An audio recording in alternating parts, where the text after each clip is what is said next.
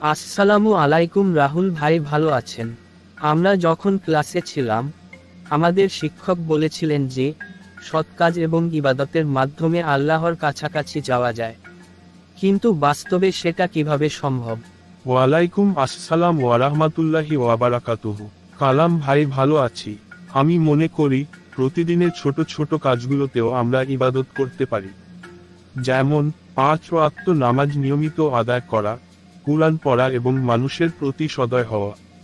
ঠিকই বলেছেন রাহুল ভাই। আমি যখন নামাজ পড়ি, তখন আমার মনে খুব শান্তি লাগে। কিন্তু কখনো কখনো আমি অলসতা করি। তুমি কিভাবে নিয়মিত থাকো? কালাম ভাই, আমি প্রতিদিন রাতে আল্লাহর কাছে দোয়া করি যাতে তিনি আমাকে ইবাদতে সাহায্য করেন। আর আমি সব সময় মনে রাখি যে পৃথিবীর সবকিছুই ক্ষণস্থায়ী। আমাদের আসল লক্ষ্য আখিরাতের জন্য প্রস্তুতি নেওয়া। রাহুল ভাই, আমি সত্যিই তোমার কথা থেকে অনেক কিছু শিখলাম। আমরা যদি সবসময় আল্লাহকে স্মরণ করি এবং তার নির্দেশনা অনুসরণ করি, তাহলে অবশ্যই আমরা সফল হব।